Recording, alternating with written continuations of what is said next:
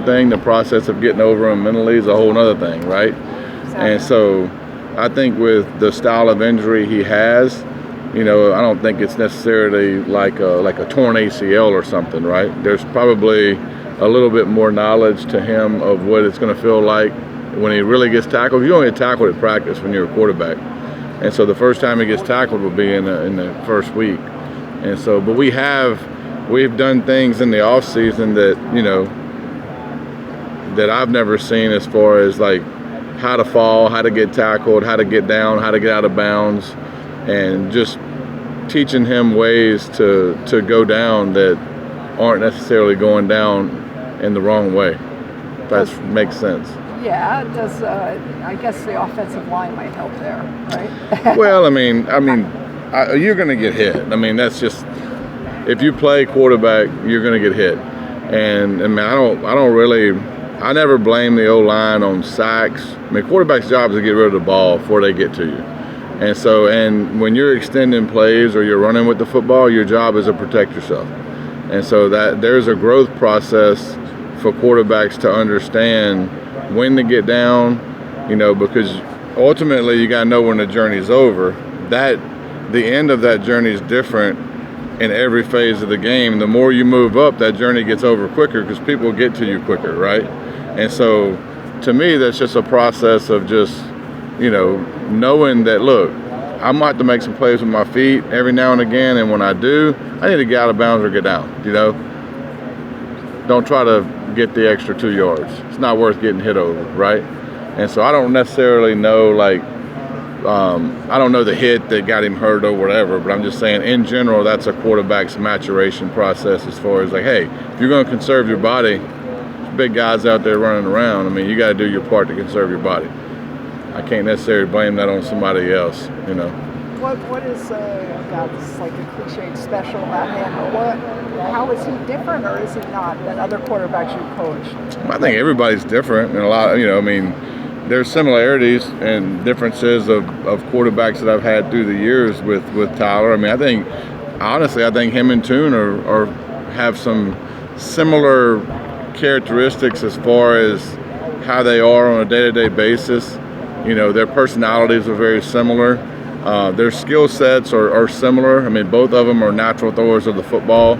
I thought, Toon's probably more athletic than people, gave him credit to be. But I think, I'm just saying Toon because he's the last guy I coached. But I think every quarterback is different, and it's my job to figure out what they're good at, and figure out how they like to get coached too. So what's he good at? I think Tyler's good at throwing the ball on time, accurate from the pocket, which is good.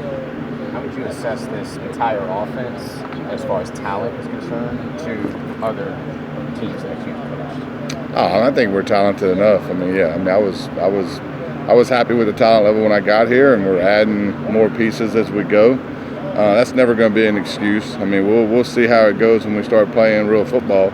But we got playmakers out there. We just got to do our job. Coach Cristobal said that you are really kind of accentuating the talents of these players. What do you think he means by that? I don't know.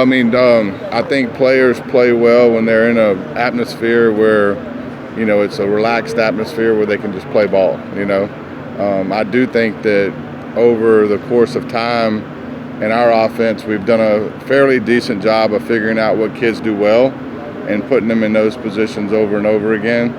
I think that's probably the blueprint of our offense is to make sure guys are repping things they do well. It's not like pouring everything on every single receiver or every single person that plays out there. It's figuring out what you do well and then moving you around and getting those spots and running those routes and repping them as much as we can. And so, and I think the spring was big with that because obviously you bank a lot of reps in the spring and you figure out, for instance, who your option guy is and who your cross guy, you figure out who your guys are, and then you just, make them do it over and over again. Coach Tyler, go ahead. Just how much do you think you've kind of solidified the guys that you do have, and how much more do you need to kind of figure out this fall? I wouldn't say anything's going to be figured out till we start playing real games, because the identity of players and the identity of the group, you know, is different from practice to a game. So there's a lot of unknowns, and there's going to be some unknowns until we play a real game. You know, I mean, the way I interact with them in a real game and the way they interact, the way they respond to adversity, because adversity is going to happen. I mean, it's going to happen in the first game. At some point, it's going to happen. And how we overcome that and how we react to that as coaches is going to be a growing process. And so I don't think you know a lot about your team or about your group until you start playing real games. And I think that identity forms over the course of the season with every year. And every year is different, right?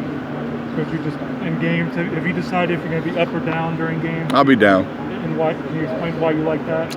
I like to talk to the quarterback in between drives. There's two things, and I've been up and down. I've been down more than I've been up.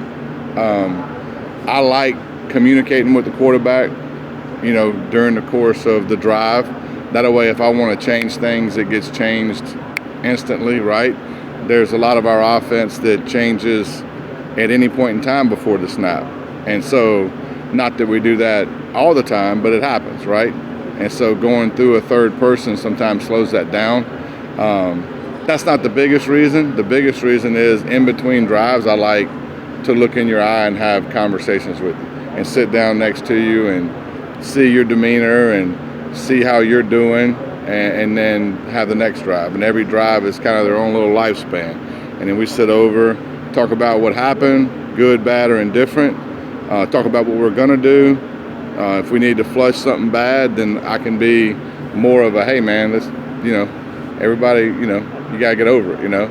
Or if he makes the greatest play in the world, it's the same thing. Hey, you got to get over it, you know. You got to play the next play. And so I just like that interpersonal contact that you get when you're on the sideline that you don't necessarily get from the box. I've always liked that. What have those interpersonal things, what have those been like since you arrived with Tyler? Did you just kind of build a relationship, you know, before games start, but just working through spring? What have those connections been like so far? Yeah, I mean, I think his demeanor is really good. You know, I mean, he doesn't really get too up or too down, which is what you want. You want to kind of stay right there in the middle, you know, and just keep playing ball. You know, I mean, our job is to just put the ball in play. You know, is routine plays win games, and anytime you try to get outside of those parameters, typically is when bad things happen. So just keep going forward, keep putting the ball in play. Ultimately, when bad things do happen, you got to get over it, right? But his demeanor is very even keel. And again, I mean, just like my answer to her was, I mean, you won't really know that till you get put under the direct fire. And so there's going to be some unknowns in that sense. But I can kind of tell with his overall demeanor that he'll get over things pretty quick. He said the other day that he's been working on footwork a little bit, improving on that. Can you touch on that a little bit? What have you seen? What have you worked on? Yeah, I mean, just getting your feet in the ground. I mean, the process of eliminating negative plays, you know, I mean, getting the ball out of your hand quick is important, right? High importance.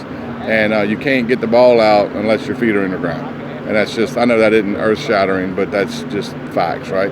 And so being able to get his feet in the ground when the time is right is important. And so you can lose a split second here and now. It actually happened a couple times in the spring game, you know, where the ball could have got out, right? And so there's a learning process in that, especially with the new system. And so a lot of our offense is, you know, him distributing the ball quickly, which is what we want, right?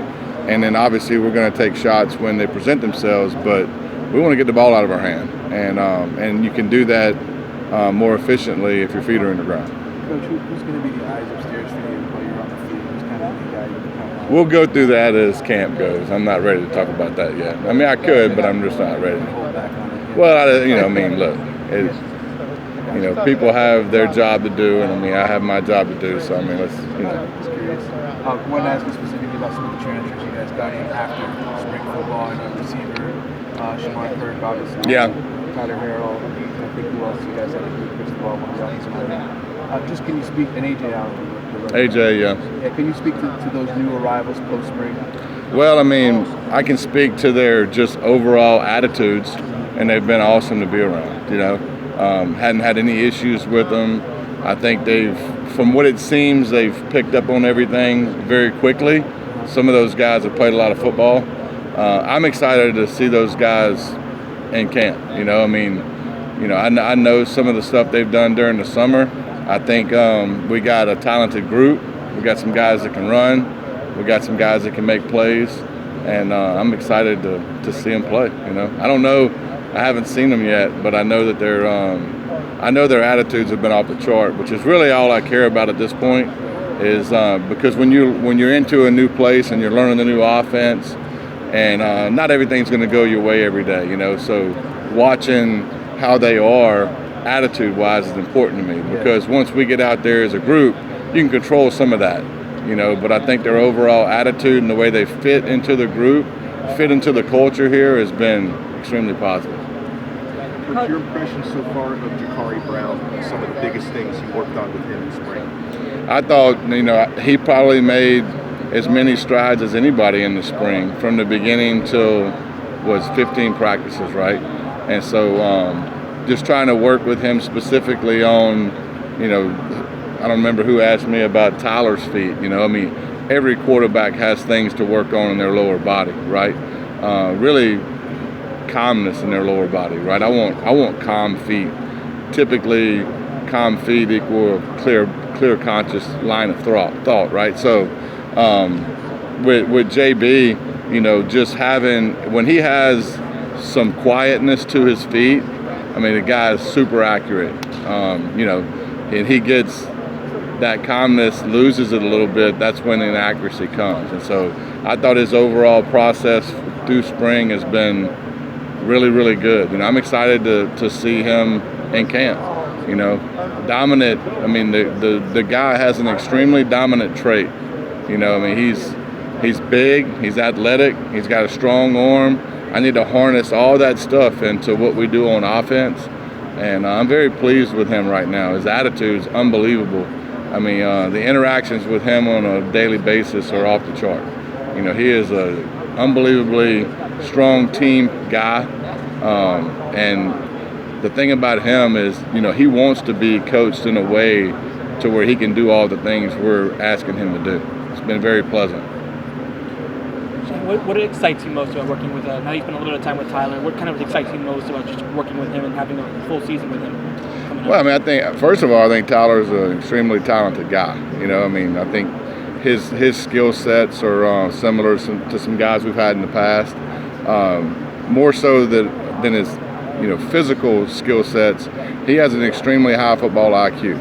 His capacity day to day is extremely high. And what I mean by that is, if I change something from day to day, not necessarily dramatically, but there's certain things that I can do with him at this point that you typically can't do with quarterbacks the first year. His capacity for movements and different things that you would like to do offensively to be creative, you can do. And he can handle it. It's not only him. He's got to be able to disperse all the information to everybody too, and he's got to make sure everybody's on the same page. And some of our stuff is it's hard to communicate, to be honest with you. Some of the stuff that's elaborate, it's long, and he does a good job, and he has a very high capacity with really anything you throw at him. Thank you. Quick question for Coach. You talked about getting the ball out of TVD's hands. There's a lot of speed on the offense.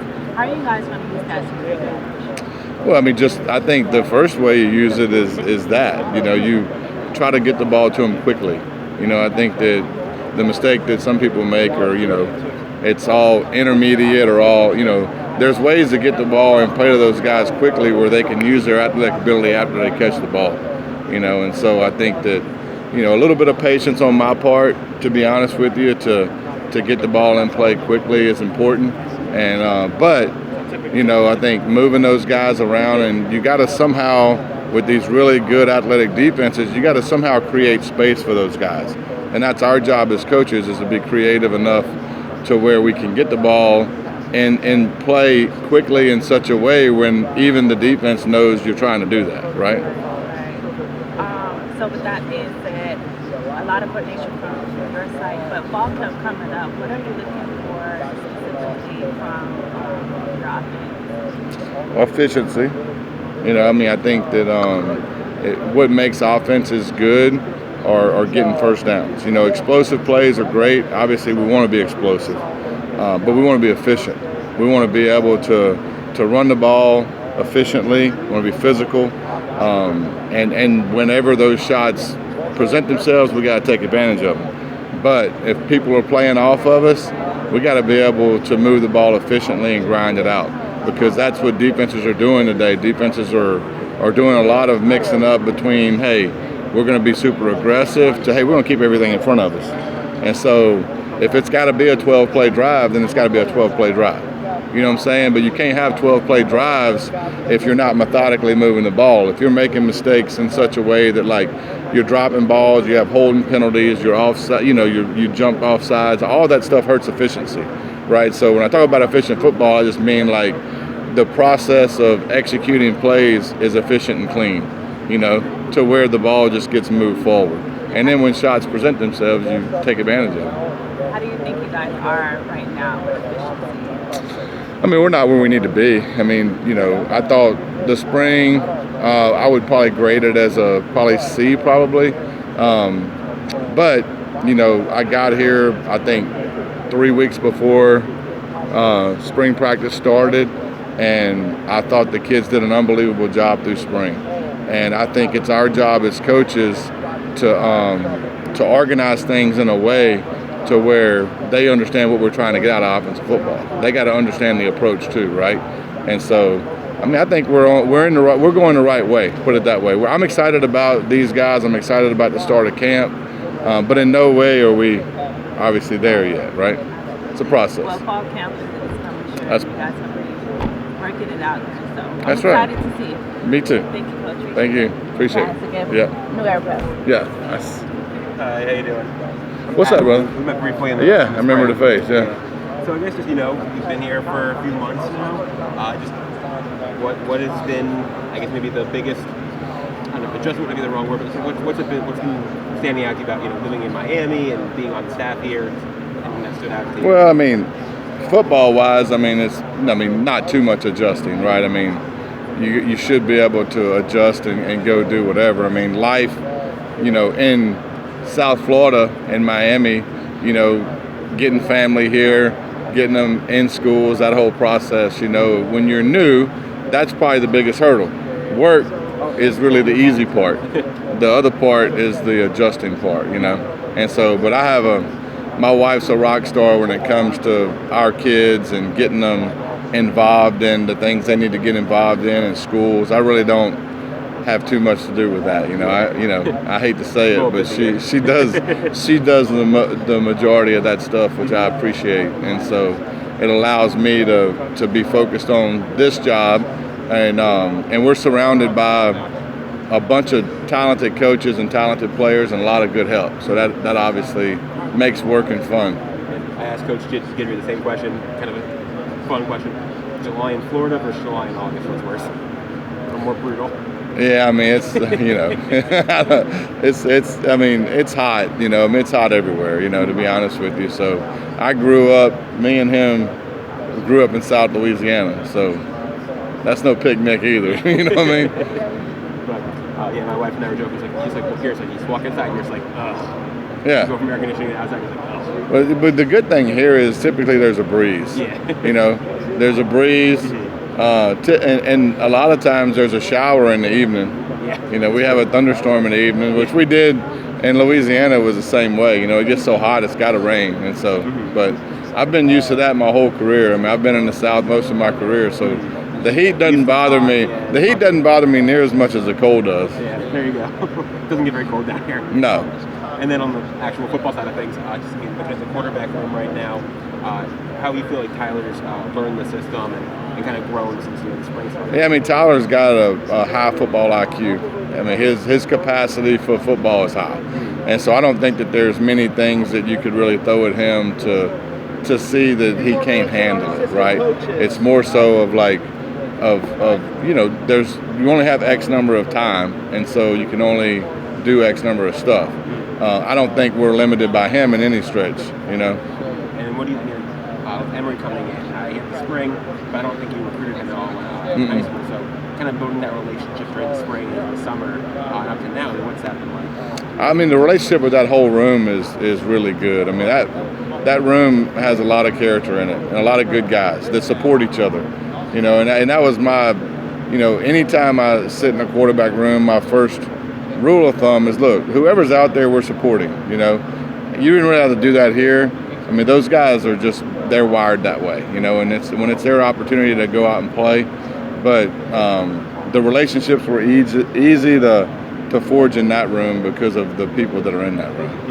You know, I was talking to Coach Harris a minute ago about like the running backs. It seems like that room is very, you got someone who can do everything. You guys who can do everything. What's it like having a bunch of very versatile, talented backs in that room? I mean, you're right. I mean, if you look at that room, there's a bunch of different skill sets in that room, which is good. I mean, college football today is running back by committee. It has to be. You look at their job description, they have one of the toughest job descriptions on the field. I mean, they got to run the ball, which is, they are the running back, right? So you hand them the ball, they have to catch the ball, and they have to pick up a 230-pound linebacker running through the A-gap, you know? So the amount of just physical abuse those guys take is high. And so, and they're not like at the point, you know, they're 5 yards back. And so you got to have a lot of those guys, you know, and so having some guys that are bigger helps. Having some guys that are smaller that can get out in the space help. And so if you look at that room, we have a good combination of a lot of guys, but we also have a lot of able bodies, which in my opinion, anytime you start the season, that's one room I look at always in the sense of numbers, because I know how that room gets through the course of the season. It's easy to get nicked up.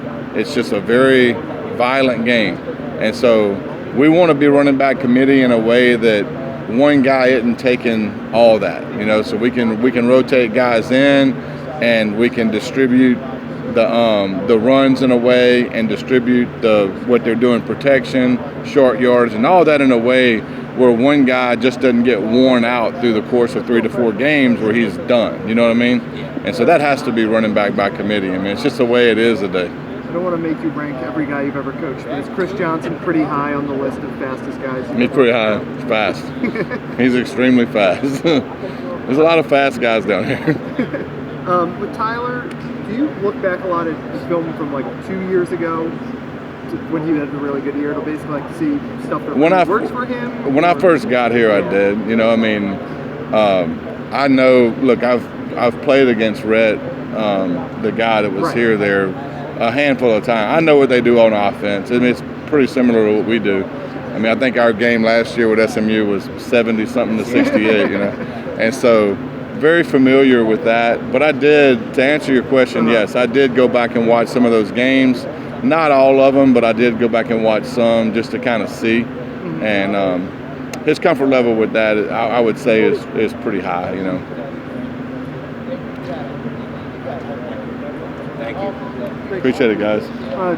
Haven't met before. David Wilson from the Miami Herald. David, what's up, man? I was busy covering hockey during the spring, so I didn't hockey. Really make it out here. There you go. Yeah. Are you a hockey guy? Where are you from? I'm from D.C. Okay. D.C. I usually am here, but the Panthers were good, so they're really good. Got stuck in that. One quick question for you. That's yeah. All right. What has your message been for the guys on your side of the ball heading into the season? What do you want them? What's their "I'm tired, I don't remember anything else but this" going into the season? Be a good teammate. You know, I mean, and that was my really talk with them yesterday, was more so in the sense of, hey, man, you know, we can achieve our goals if we stick together. You know, and I think that we have the talent in there to do what we want to do. If we mesh the right way, people stay healthy. But ultimately, if we stick together, we stay positive, which, I mean, I preach positive mental stuff every day, because ultimately, you know, the quickest way to lose, the quickest way to be poor is to have a negative attitude.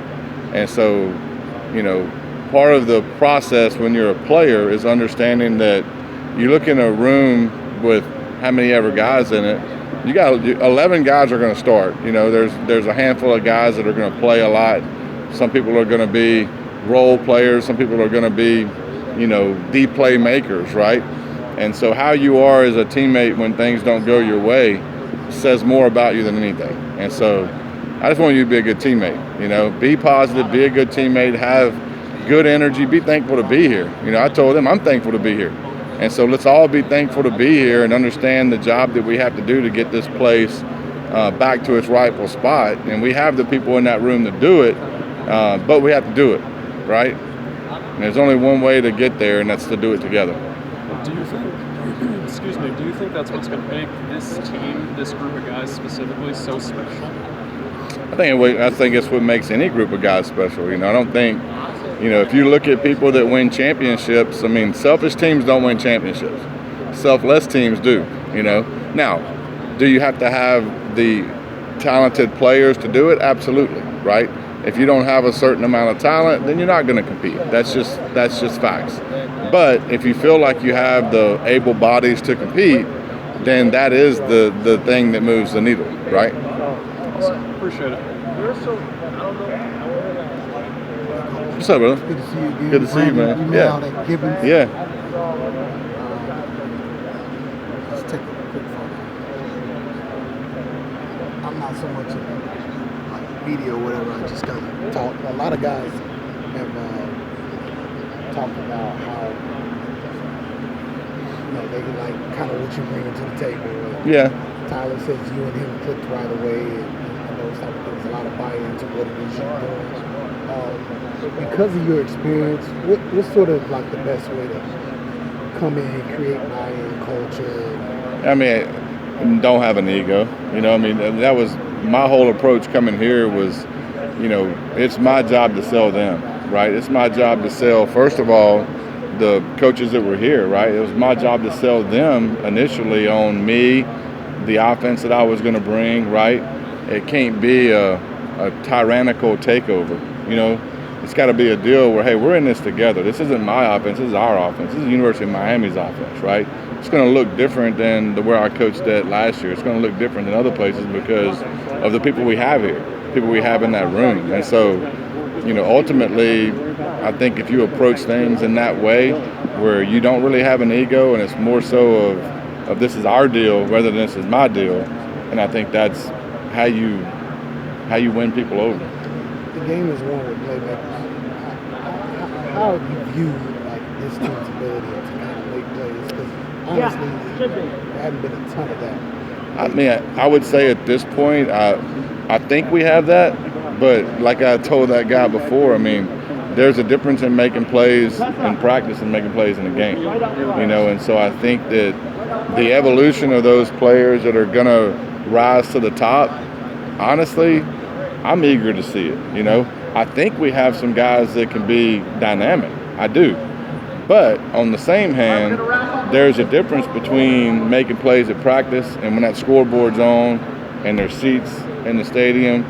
And that's a whole different level of, hey, now I got to do it when it matters, right? And so ultimately we got to get that practice to carry over to the game. But I'm excited about some of the guys we got in positions that we got them in. But I hope it carries over, and I think it will. But there's always going to be a little bit of unknown until you do it, It's the last question for Coach. We got to get these guys out of here. What have you seen out of Matt? Just getting things started, came at the center position. He's got a little bit of experience. Kid's as good of a center as I've been around. Yeah, his capacity. I think, especially in our offense, the center controls a lot of stuff, in our offense. And so, he has to understand fronts, understand what people are doing on the back end.